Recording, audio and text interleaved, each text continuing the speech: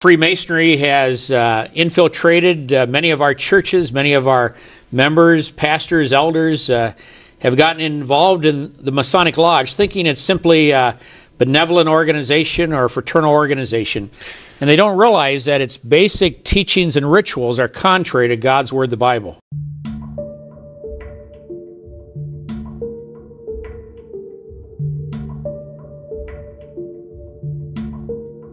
I became a Master Mason, a 32nd degree Mason, a member of the Shriners. I was a member of 2 Masonic lodges. I served as principal officer in one of those lodges. I was about to be elected Worshipful Master before I left, and I received a very rare credential called the Proficiency Card, which authorized me to instruct other Masons in Masonic ritual. It literally requires a man to have committed to memory all of the rituals of Blue Lodge Freemasonry, all of the positions, and that's what I could do. So I know what Freemasonry teaches because I taught it myself.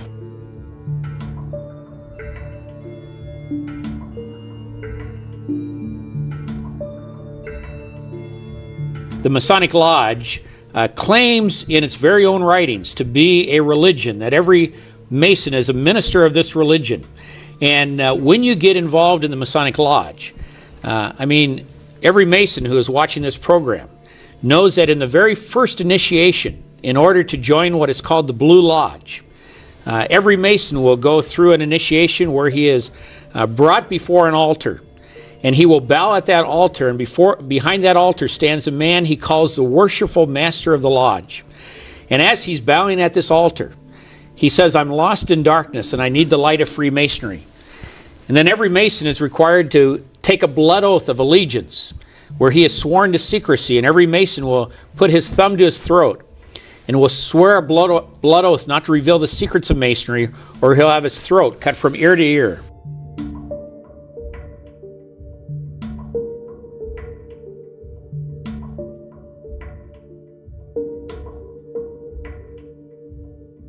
America was founded by Freemasons, and the ideology of Freemasonry is enshrined in the U.S. Constitution.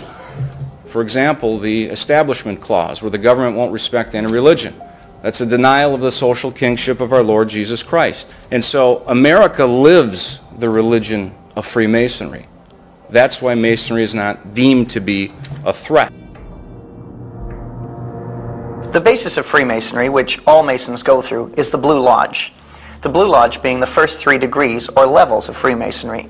Entered Apprentice, the 1st degree, Fellowcraft, the 2nd degree, and Master Mason, the 3rd degree.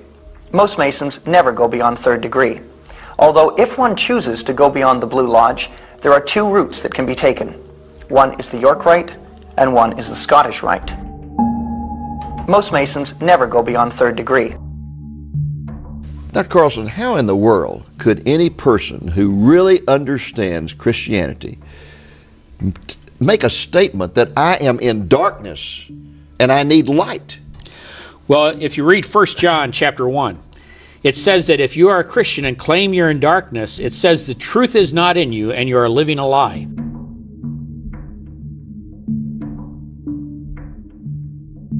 And it was in fact United States Supreme Court justices who created the doctrine of separation of church and state in the United States. Under Presidents Roosevelt, Truman, and Eisenhower, all of whom were Freemasons, they appointed collectively 12 Supreme Court justices, all of whom were Masons. And from 1941 to 1971, Masons dominated the Supreme Court, and through those judicial decisions created the Masonic doctrine of separation of church and state.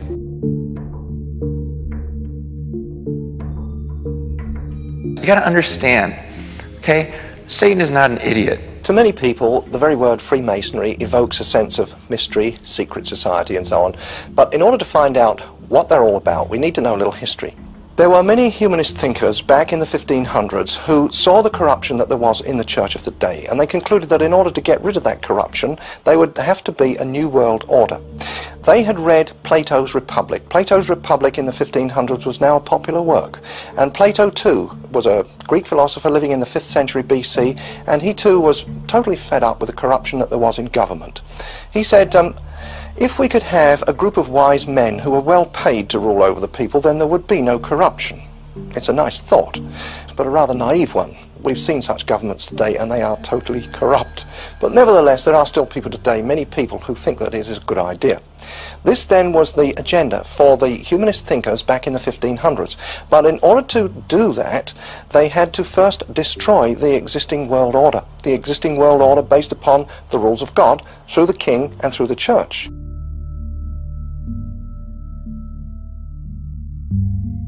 What is at stake is more than one small country. It is a big idea, a new world order. They would have to be a new world order.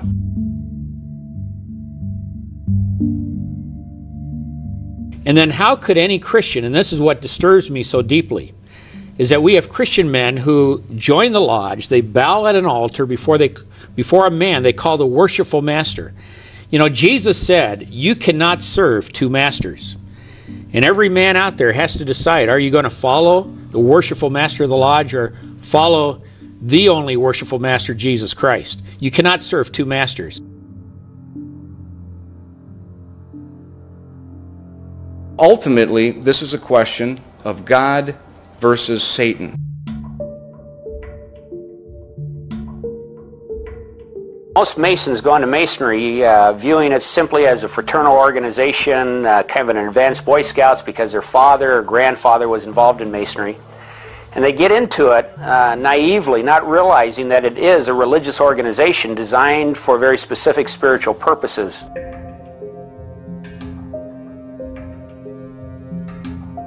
Masons generally claim that their craft arose out of the operative Freemasons who used to build the physical structures, the cathedrals in Europe. But during the Enlightenment period, and this was a period during which there was a movement to free men from ecclesiastical authority and supernatural revelation, there was a movement to invite others into Freemasonry, bankers, lawyers, merchants, etc., and that's called speculative Freemasonry. So Freemasonry practiced today is ultimately a spiritual organization, because just as the operative Masons used to build the physical structures, today's Freemasons seek to build the spiritual structure.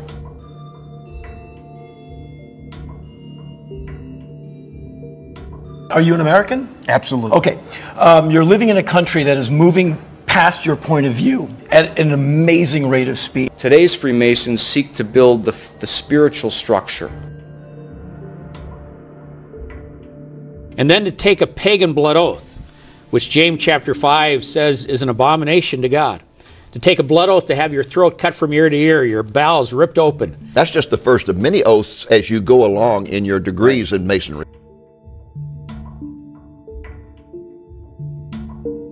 Today's Freemasons seek to build the spiritual structure.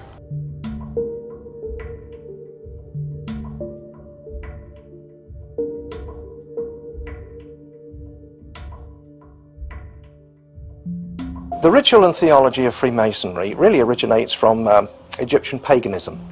And the reason for this is that, as we find, in 1717, the rituals and theology were formalized and brought together and formed the Grand Lodge in England.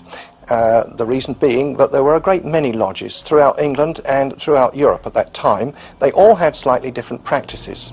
These practices had originated from the origins of the speculative Masons, which of course was Rosicrucianism. The Rosicrucians believed in the Hermetic and Egyptian traditions, and as we'll find within Freemasonry, we find Osiris, Adonis, and Isis mentioned quite frequently. So of course these are the Egyptian pagan symbols, pagan gods. After you go through the first 3 degrees of what is called the Blue Lodge, Masons are then allowed to go into either the Scottish Rite or the York Rite, 32nd degrees in the Scottish Rite or 13 in the York Rite. And there they go through a progression of rituals and degree work where they give worship and honor to Egyptian gods, Persian gods, Greek gods, Babylonian gods. And at its very heart, and you can read the authorities of Freemasonry. Read Albert Mackey, Encyclopedia of Freemasonry, History of Freemasonry. Read Albert Pike, his Morals and Dogma. The authority, so authoritative, he's the only man buried in the Masonic Lodge in Washington, D.C. And they will tell you that Masonry is a religion. And they claim to be the revival of the ancient mystery religions of Babylon and Persia and Egypt.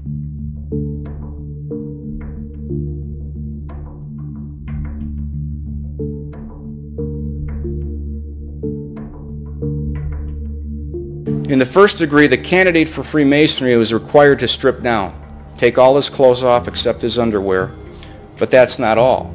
He's also required to remove his crucifix, his scapular, even his wedding ring.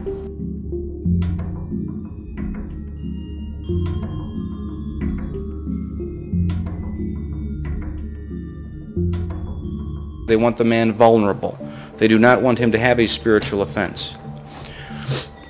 Also, a noose is placed around the man's neck, and this noose symbolizes his attachment to the profane world, his former religion. You will see that that noose is removed when he finally enters into the covenant with Freemasonry. What these Babylonian cults were fertility cults, Right. where they worship the male organ.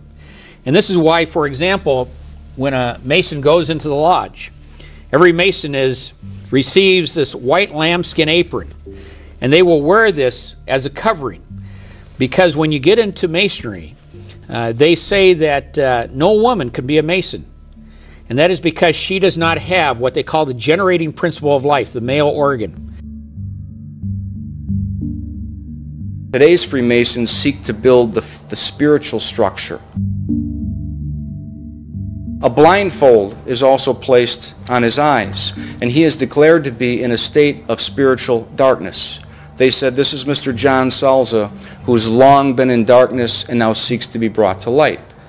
Well, I only had the blindfold on for a couple minutes. They were obviously talking about the fact that even though I was baptized into the light of Jesus Christ, I was in a state of spiritual darkness. And then when the man comes into the lodge, he's received on the point of a sharp instrument, piercing his naked left breast. And they say that as this is an instrument of torture to your flesh, so should the recollection of it be to your conscience should you ever violate your secrets in Freemasonry.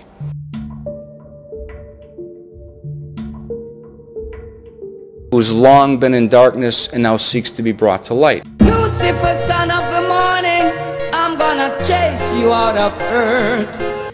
And they say that it is through the male organ that man achieves immortality and eternity through his generating his offspring. And all of this is found in their own writings. It is a pagan, non-Christian cult.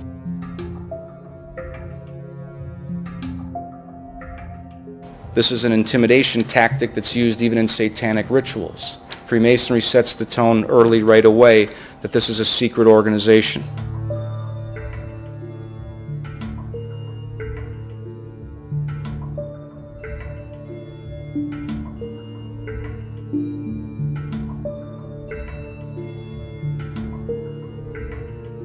And they say that it is through the male organ that man achieves immortality and eternity. Crowley taught that by accessing alternate universes through sodomy, especially of young boys, you can use that energy through this child to live forever. This is a deception. Crowley, it was the first commune of people living together who were artists, and maybe they were having sex parties too.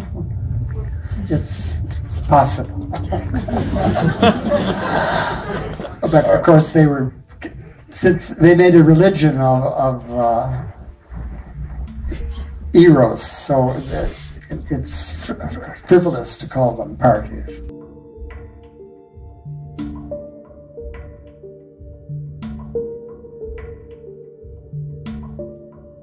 In Freemasonry, they say that all religions are the same. It doesn't matter which religion you are.